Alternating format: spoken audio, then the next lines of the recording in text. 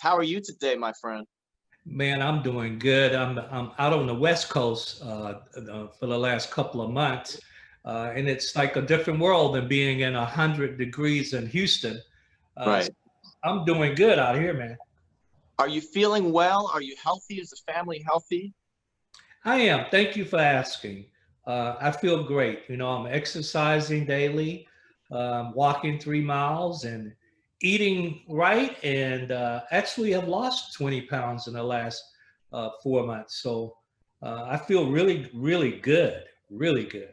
Fantastic. Well, listen, boys and girls, how lucky are we today to be talking to my very good pal, Mr. Mathew Knowles. Let me say some nice things about you, Mr. Knowles. And can I call you Mathew for a minute? You can. Thank you. Uh, Mathew is the father of Beyonce, is the father of Solange. He is the paterfamilias, the patriarch of one of the great entertainment families in modern history, the father of really the greatest pop star of our time. More than that, he is a best-selling author. He is a real estate developer. He is a entertainment entrepreneur, and so many more things that we're going to get to today. We just are so thankful to have you with us today, Mathew. I wanted to ask you, what were some of the things that you were going to be doing this year that unfortunately you haven't been able to do? Wow, that's a really good question because most things I've been able to do because I've been able to adapt and modify and make changes. So, well, I haven't flown. Uh, Actually, my wife and I drove from Texas. So I haven't been able to fly. And rightfully so. I had a couple of people that I know that when they did the tracing, they in fact got the virus Mm. at the airport, not necessarily on the airplane. And a lot of people were playing tricks with wearing a mask on these flights, but I think they found to have that under control. So I'm beginning thinking about getting on a plane again. Mm-hmm. You have so many projects going on that I want to ask you about. But first, I want to talk to you about the book, Destiny's Child, The Untold Story. Uh, what an amazing story. I'm fascinated by the origins of great things. And Destiny's Child is really the sound, the sound of the early 21st century. And I know that Beyonce in Formation talks about you being from Alabama, but I was wondering if you could take us back a little bit and give us a tiny bit of family history so that we could get right back to that origin moment of Destiny's Child. Yeah, man, you're just digging in with some really good questions. As an author, my second book actually is Racism from the Eyes of a Child that talks about me growing up and my ancestry and my parents. As a we were poor in Gaston, Alabama, in the height of racism and segregation. George Wallace was the governor. Um, I lived on a dirt road with an outside bathroom. They called them outhouses back then until I was about 14 years old. My dad was a truck driver. My mom was a colored maid. And, combined weekly, they made about $50. But they were entrepreneurs. And my dad convinced the owners of the company, he was a truck driver, to let him use the truck, and he would tear down old houses and he would sell all of the coppers and metals and wood, and he would buy used old cars that had stopped, and he would sell all of the parts. And my mother on the weekend would make quilts that she got from the woman she worked for. She all the hand-me-down clothing, and all of her friends hand-me-down clothing. So they taught me entrepreneurship. My grandfather, on both of my mother and father's side, were entrepreneurs. My grandmother was an entrepreneur. So we come from an entrepreneurial spirit. Uh, Never went to a black school in junior year of college. So I desegregated along with a few others, elementary, junior high, high school, University of Tennessee. Uh, I saw your piano, and it reminded me of piano, old used piano we had. I'm sure it was vintage. We didn't quite know that word at an early age, vintage. It was old and used, hand down. But my mother, she forced me to take piano lessons, and it just wasn't cool for a black kid back then to take piano lessons, especially a young black male boy. That wasn't cool at all. So I look back, and I'm really grateful. I was a DJ at probably, gosh, 12 years old, because on Sundays, my mom and dad would go into that living room that had the plastic on that we were prohibited to go in. And they would go in there. My dad was 6'2", weighed about 400 pounds, but damn, he could dance. And so I would learn his attitude, if he was happy today or upset today, and I would learn what records to play. And I began to read the liner notes. And I knew, if he was in a great mood, put on some BB King, Mhm. some Bobby Blue Bland. Uh, Mhm. I little did I know, and I had a quarter, a nickel, and a dime to put on top of the needle, because he had the old vinyl, and he liked to be interrupted with it scratching. So I learned what needle to put on what vinyl, and I learned what songs to play. So at an early age, I guess you can say, I had a playlist, not knowing what I was doing. Was the music that was in the Knowles household when you're raising your young family, was it rhythm and blues? Was it gospel? Was it some of the music that your father listened to, blues? What was the music around the house? It was all of the above, but you have to throw in jazz. Hmm. I was a jazz guy. So a lot of jazz, a lot of R&B. That would be the two. And we threw in some gospel, and we threw in some country, but mainly jazz and R&B. And from was the music industry and a life in music and entertainment as coming out of Gadsden, Alabama, in your mind, was it a pathway uh, for young Black entertainers out of poverty? Was that one of the pathways that you would see to a better future? Well, it was a pathway for the era, but it wasn't for Gaston, Alabama. Hmm. It wasn't a pathway. It's a blue collar town. We then had the largest Goodyear. We had one of the largest Republic steel plants. And so that pathway then was to uh, graduate maybe from high school and then work at Goodyear or Republic Steel. I didn't want to have any of that. Hmm. But have any of that. I I, uh, I have been on many teams in my life, and I was fortunate to make the basketball team in junior high. Before that, I hadn't really played basketball. But when you're the only black guy, you've seen the movie, and Hmm. you're at this junior high school, and I guess then I was about 6'2". Well, the coach just assumed, damn, that black kid can play basketball. Well, I was awful. I was the last person to make the team. But I worked at it, and I worked very hard and became a star player in high school, 40 scholarships, and played basketball, and we won all sorts of championships in high school, in college. So that was my way out, was through sports. I wanted to ask you to fast forward a minute to Houston. Here we are in Houston. You're raising a young family, and the girls start singing and dancing. Every parent thinks their kid is a star. Every parent thinks their kid is talented. Every kid thinks their kids are, headed for big things. But as a parent, what's the moment that you look at what these girls are doing and you say, this is special? this is really special? Was there one moment? Yeah, there was.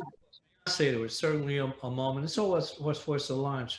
And you're right, every parent feels that way. I quite didn't feel that way. You know, I came from corporate America. I consider myself an intellectual, so I also value education, uh, value intellect as well. Uh, my perspective as a parent is that whatever Beyonce and Solange wanted to do in life, it was my goal, and my former wife and friend Tina believed the same, that we would identify what they were passionate about and then surround them with the things to be successful. I didn't care if they wanted to be a doctor or singer or whatever it was. Uh, I had this entrepreneurial philosophy. If the girls wanted to be a doctor, I would have encouraged them to go to med school, and then I would have found a way to buy a hospital. The same thing I did for my former wife when she decided she wanted to be in a beauty business. We bought a hair salon. Um, so it was important to me that the kids were finding their passion. And so you're right, they were singing and dancing, and we put them in dance troops, and Beyonce got an opportunity. There was a category called sing and dance. Mhm. And her choreographer actually asked if we were okay because Beyonce used to sing all the time and Solange all the time. I was like, oh, of course. And so she got in this category, and she won. And then she began to win repeatedly. I think as a kid, Beyonce might have won 30 or 40 different competitions. And it was one time in elementary school where we were sitting at a competition. These were older kids. She was the youngest. And she said, Mom, Dad, I'm ready to go and eat. I wish we hurry up so I can win my trophy and win my $100 so we can go. And that was a defining moment because she had built this degree of confidence in herself at a young age. And as we know, confidence is also a key factor in success. Right. So, what's the moment for you and Tina where you know, I remember reading that you were in, was it medical equipment? Was that what it was before? I sold diagnostic imaging. So, what's the moment where you pivot and girls' time is starting to go a bit, and you realize that you wanted to put all your energy into promoting what the girls were doing? Was there one event that led you to that? Well, you know, in Destiny's Child: An Untold Story, I'm attempting to right what the media has said wrong, and I don't know if that was on purpose or it sounded good, but I never left corporate America for Beyonce. Okay. I left corporate America because of managed care. I had set a goal of 20 years I would do corporate America. At the same time, Beyonce and her group Girls Time lost at Star Search. I went to Star Search as a dad because they thought they were going to win for a month. They had literally a hotel room reserved just for their wardrobe. So that was my job, just to come down for the wardrobe. They lost and they were crying their hearts out.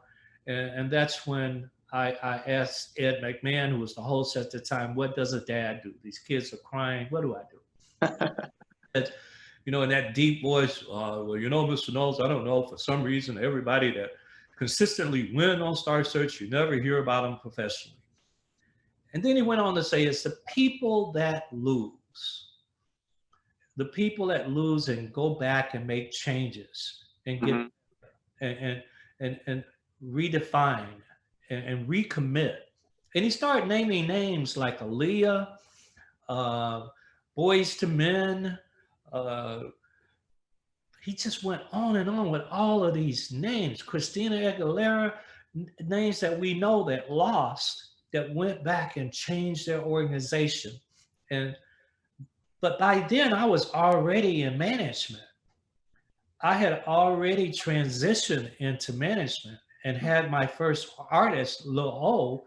And if you Google Lil O and look at his first single, Can't Stop, it features these girls' destiny.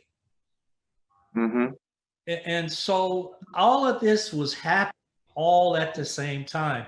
I had signed Lil O, gone back to school and taking music business courses and other music business publishing and production. And then the girls lost almost in a 6-month period. And that's how I got into the music industry. It was first and foremost identifying my passion. And then eventually, you know, to fast forward a bit, now it's really taking off. Destiny's Child. I mean, you go through the different names: Girls Time, Destiny, Destiny's Child. Oh, you missed 4. You missed 3 rather. Tell me. Girls Time. Then they went to Atlanta and signed a production deal, and then with Elektra Records, they were the Dolls. Mhm. Dropped by Elektra Records, which was one of the biggest urban record labels at the time. Then they came back to Houston, and I named them Something Fresh. Then I sent out all these packages, and everybody passed Atlantic. I still have some of those letters. Then they became Cliche. I thought, nah, I tell you what, I'll send the same music out. I'll do a photo shoot, and I'll change the name. That didn't work. And after Cliche, then Tina was flipping through the Bible and closed her eyes, her and Kelly and Beyonce, and came up with the word destiny. Then they were, first song was on the Men in Black soundtrack, but I get a call, you got 1 hour to change that name because we just got a letter. There's a girl group in Mississippi, gospel girl group named Destiny. So I had to come up with a new name and named them Destiny's Child. So those are all the iterations of names that the girls had before Destiny's Child. Boys and girls, we're talking to my friend Mathew Knowles. Mathew, this is why people need to get the book Destiny's Child, The Untold Story, because, you know, as a fan, we see greatness, and really we don't think much about the struggle and the adversity, the work, the losses. I'm shocked to hear we see Beyonce and we don't think that she could ever have been turned down by a label or lost on Star Search. But there's something to be learned here. Look, the show is called Tough Cookies, and the thing we talk about on every show is resilience and finding inner strength, and that can be in whatever field.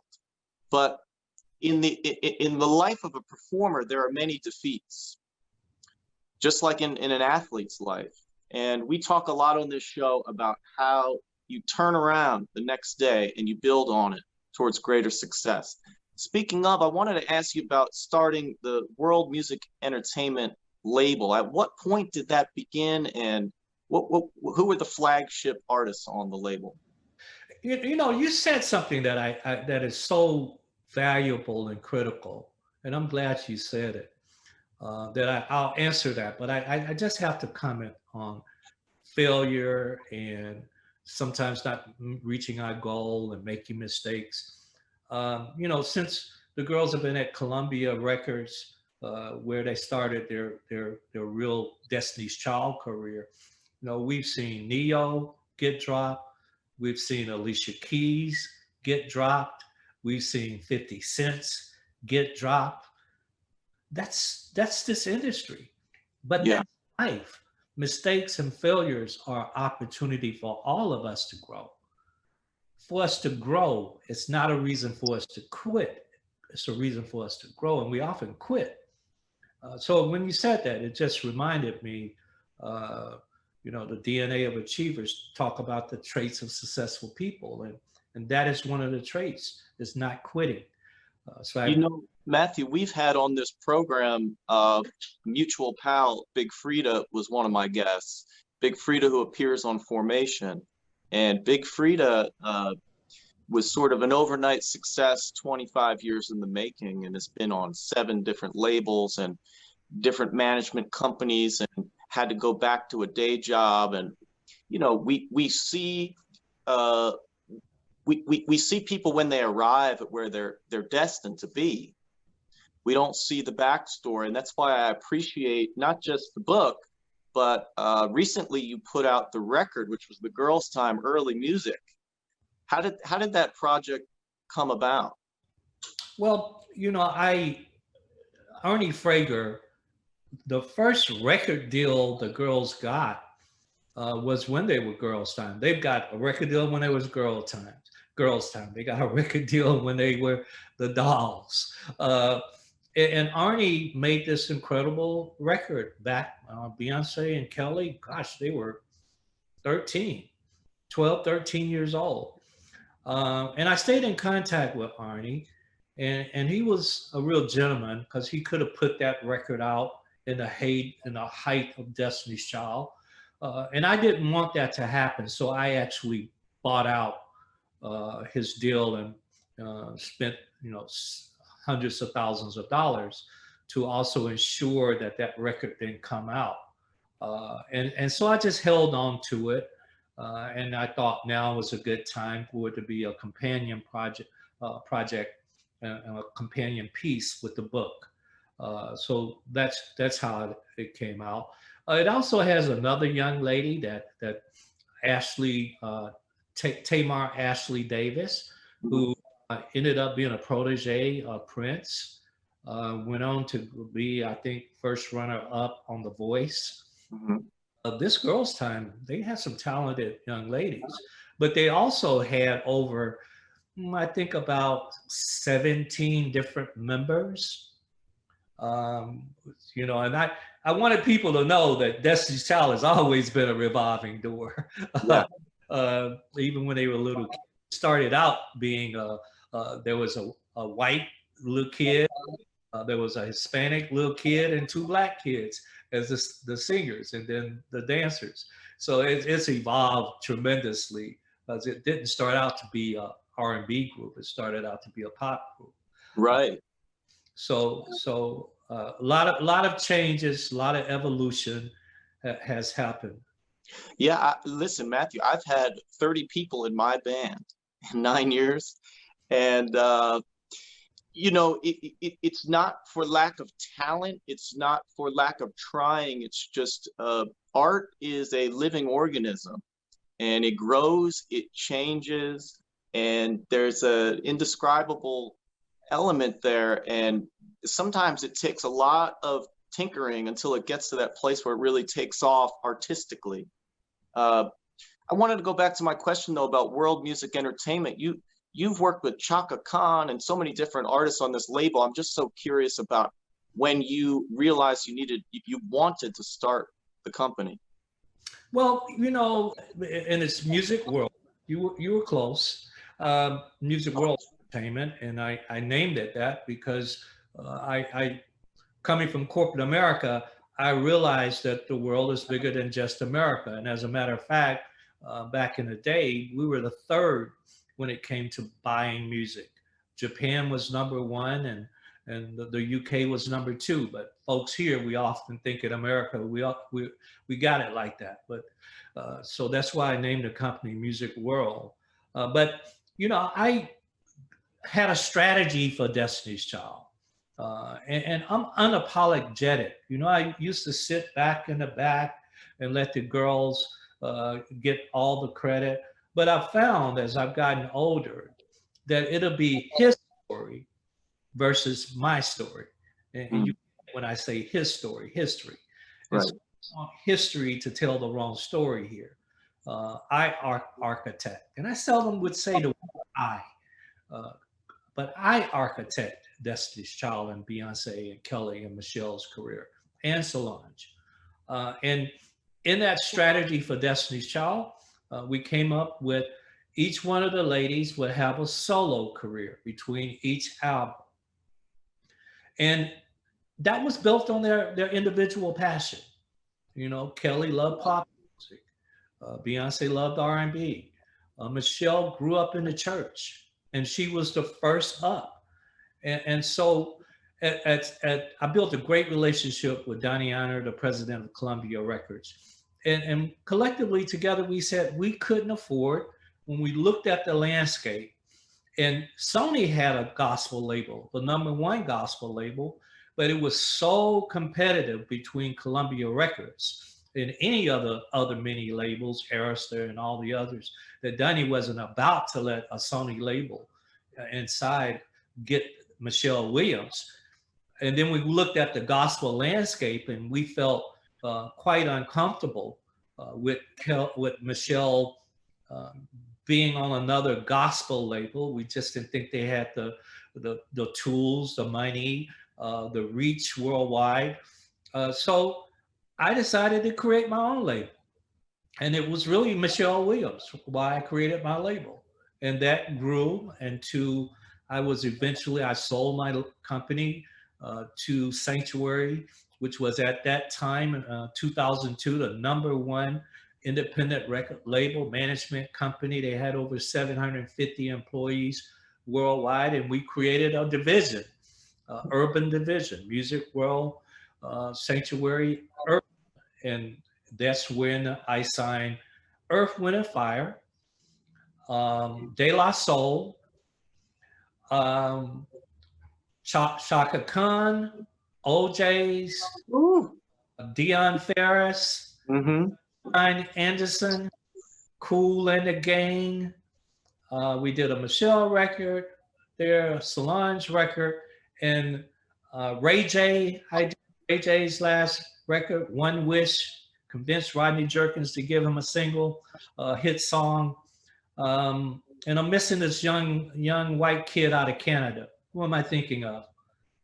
There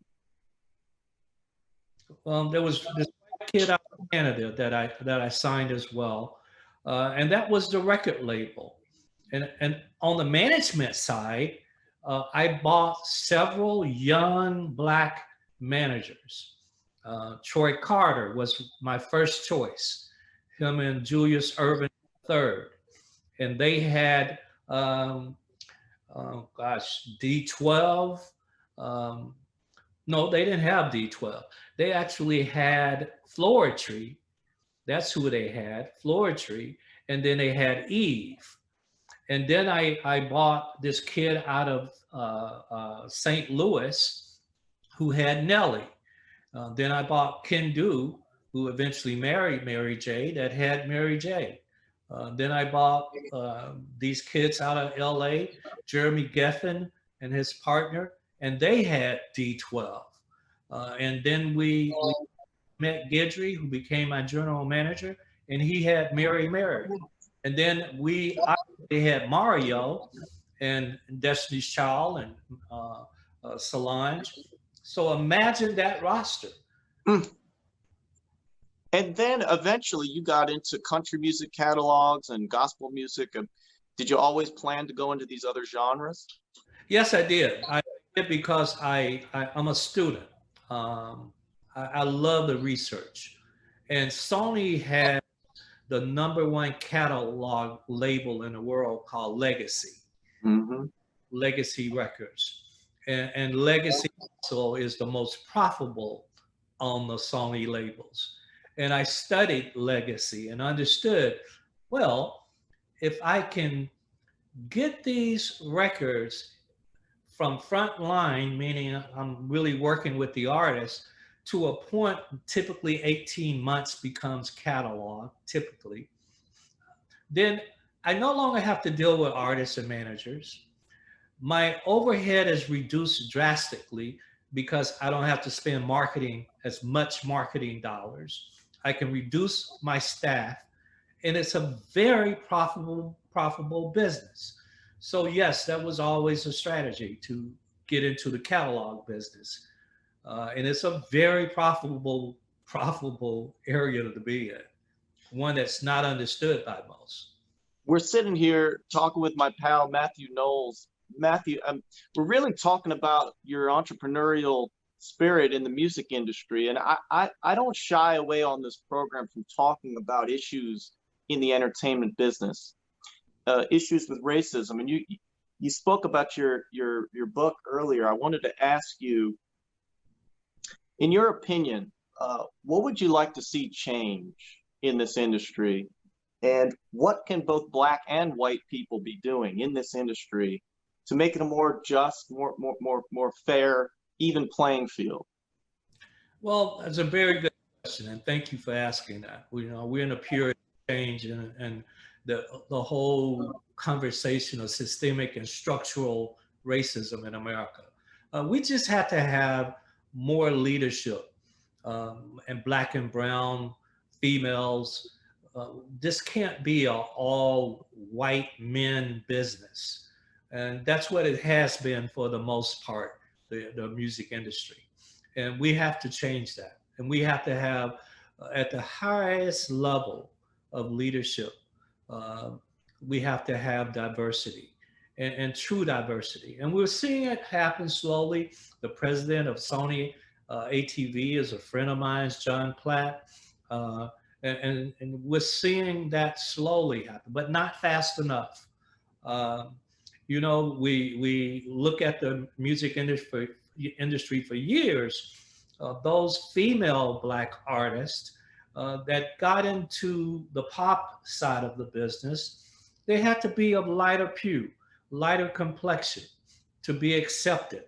Uh, and Sorry to interrupt you. I just interviewed Darlene Love last week, and Miss Darlene Love was speaking about performing on Shindig in the 1960s, and how as a Black woman in her group, the Blossoms, there was only one shade of makeup that they were all forced to wear, and to make them all more lighter complected.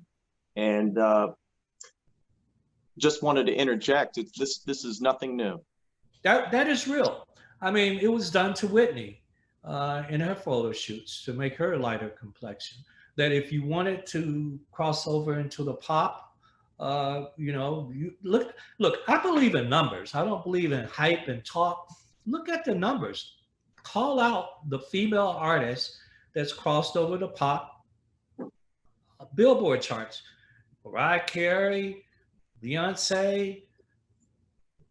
Uh, we can go on and on. I mean, we can just name at least 20. Whitney, yeah. Mm-hmm. Whitney Houston. Uh, we can Rihanna. Um, on the rap side, it's a fact. It's not fiction. It's a fact. And occasionally there's occasional someone might be of different. But for the most part, it's still like that, and that needs to change because a lot of times in the real world, people consider, I call it colorism. People consider a lighter complexion because it was the closest to white. So Right. Definitely a white person would subconsciously feel more comfortable, and that's where it really comes from. It's from slavery. Um, that's a whole nother story because these people that got on that ship that go to Africa were all my complexion and dark. So how did they become even lighter complexion? Right. Well, listen, I so appreciate you sharing these things with us, because this show is called Tough Cookies, and it began with the COVID crisis, but we have expanded to talk about issues of race in this country. And I think it's very important that we take this time when everybody's having moments of reflection during this time. People are taking a look at themselves and their behaviors, their thought processes. They're looking at our society right now and saying, what can we do better? And so I want to thank you for sharing that. And I want to thank you for your trailblazing work in the industry, not just as an entrepreneur, but as a mentor. I wanted to ask you before we go about the musical Survivor. I was so excited to hear that there was going to be a Destiny's Child musical. What's the plan? What can we expect? Well, I'm actually glad you asked that, because you asked earlier what are one of the things that this COVID has impacted me, and I actually forgot. The major thing is the Broadway, I mean, the musical, we had to put a pin in that. Obviously, it's going to be, I think, 2 years before people will feel comfortable in a theater setting. And so we had to put a pin on that. And that really was impacted significantly through this COVID. So we have to restart that process here in a year or so ago. I have to bring in new partners. That agreement has now resolved itself, dissolved it. So we're looking forward to what that will look like in the future, the Destiny's Child musical. I mean, even if it's 2 years or 5 years from now, I can tell you that's going to be a smash. I mean, the songs are phenomenal. We all know them. The story is incredible. And however long it takes, I really hope that you can bring that to fruition because I'll be in the front row. Speaking of tough cookies, you are a real tough cookie and you are a cancer survivor. And you've done a lot of work to raise awareness for male breast cancer, or as you call it, chest cancer. And I'm wondering if you'd be willing to take a second and just tell us a little bit about your journey with your cancer diagnosis. Sure. I love talking about this because it's a possible opportunity, hopefully, to save someone's life. And when we talk about music, even music has saved lives. But I had these little dots of blood. I wear white T-shirts a lot on my sweaters, and I 3 consecutive days, just a dot of red blood. And I finally asked my wife. I said, I don't know what the hell this is. I keep seeing this dot of blood. Did you buy me new T-shirts? What's happening? She said, that's really interesting because when I changed the sheets a couple of days in a row, there was a dot of blood on your side. A couple of dots, actually. Well, I used to sell mammography equipment in my 20 years, so I knew enough to be dangerous that's possibly an indication. Called my doctor. We went and got a mammogram. I got a mammogram and an ultrasound. There were some things that were concerned on the x-ray. Then got a biopsy. And sure enough, I had male chest cancer. And by the way, the reason I say chest cancer is because as men, as you know, we go without shirts. We don't think a thing about it. We jog, we at the pool. I say that also out of respect to women, because that's a very important part of a woman's body.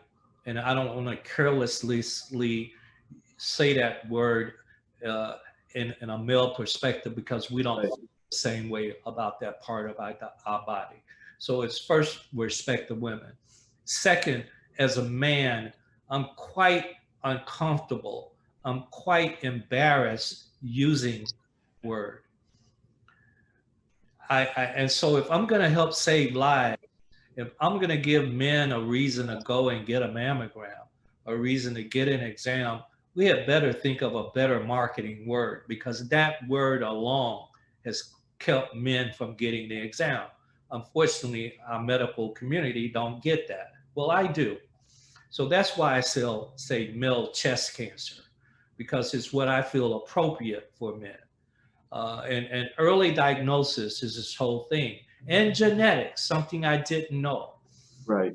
So we all sorts of genetic tests out there that they'll ship to your home, that you can turn around with just a saliva sample, and it'll give indication for cancer, for cardiovascular disease, and you can talk to a physician about it. I know one company is NVA that I got a sample from. So there's many ways now we can find out, because health is about early detection. The earlier you find something, the better the outcome. The later, not so good. Thank you for sharing. I have to tell you, your story was the first that I had heard of this particular diagnosis in men. And I think a lot of us first learned about this through your story. So I want to thank you. Speaking of public health, you recently did a public service video about COVID and what we could and should all be doing. Can you speak to that for a second? What do you think we all need to be doing right now to get through this pandemic? Well, especially your demographics. I did that public service announcement. I just wanted to bring awareness early on. This was at the very beginning. We can reduce this simply by wearing masks. And it's not, in a given day, we're out maybe an hour, 2 hours and around people. What a minimal price to pay versus the almost 200,000 Americans that have died.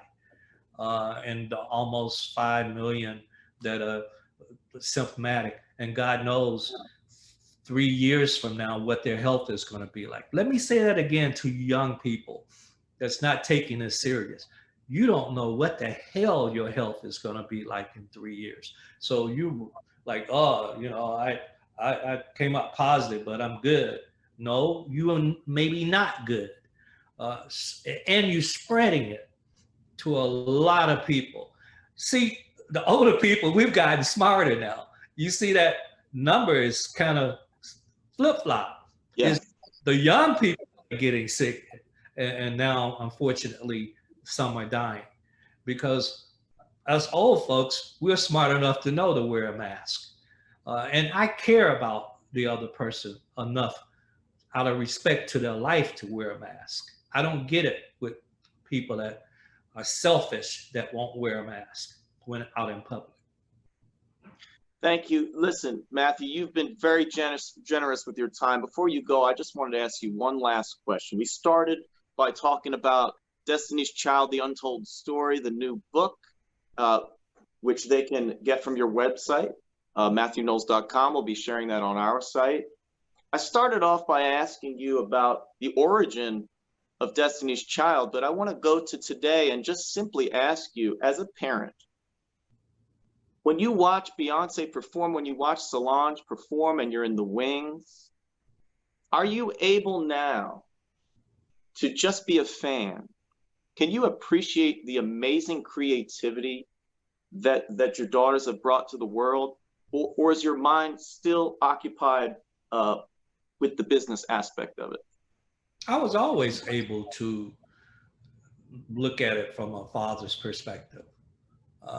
Always. It's just that you have to have the ability to turn off one and turn on another one, especially when it's a family member. So the thought that I've never looked at my kids with the gratitude and seeing their hard work and their talent that they were given and how they perfected all of that, if anyone thinks that, they're wrong. Do I wear it on my face? No, I prefer not to wear it on my face. Do I still sometimes look at a performance and say, no different than when I look at anybody's performance and I say, oh, the video didn't come on at the right time. That's not because of daughter, it's because as we know now, I have many artists to work with. Yeah. So out of habit. But I am very, very proud of Solange and Beyonce. Really proud of Solange, how she did it her way. Mm-hmm. And proud of Beyonce because right now she's one of the greatest, if not the greatest artist of today. Oh, yes. Very best. She failed and she learned and she's still growing. She's now growing in a different way. She's growing more now as a businesswoman. Has she made mistakes and will she? Absolutely. I sometimes look at those and say, that was a bad decision. But she's learning and growing into that. Now she's growing into the film industry. Mm-hmm. And as a producer. Beautiful piece of work she just did recently, Black is King. So I'm very proud of them from many different aspects. And I'm very proud of their stand on their social courage to speak up and speak out quicker, sooner, faster about racism, sexism, xenophobia, homophobia. Both of them do that, and they do it eloquently. They And sure do. I have to say, with both Solange and Beyonce, these are true artists, and you really get the feeling that neither of them has peaked creatively. And we have, knock on wood, many, many years of great art ahead from the Knowles family. And to that point, Mathew, I just wanted to thank you for your work, your entrepreneurial spirit, your creative spirit. And listen, the show is called Tough Cookies, and you've been through a lot, you've created a lot, you're going to create a lot. And I just wanted to say thank you for being with us today, and thank you for your great work. Thank you, Mr. Mathew Knowles. well, thank you, sir. Thank you. Take care of yourself. I wish you good health and happiness and success. We need more of you. We need more people like yourself that when they're talking about the entertainment industry, they actually know what they're talking about. And there's nothing like a journalist to talk about the music and entertainment and don't have a damn clue how it works. So I thank you for doing your work, for being the artist you are, and understanding the business and giving back to others. You're doing a great deed. I appreciate it. And listen, the Knowles family is always welcome here at Tough Cookies. I wish you nothing but health, happiness, success, and we will talk very soon, my friend. Thank you.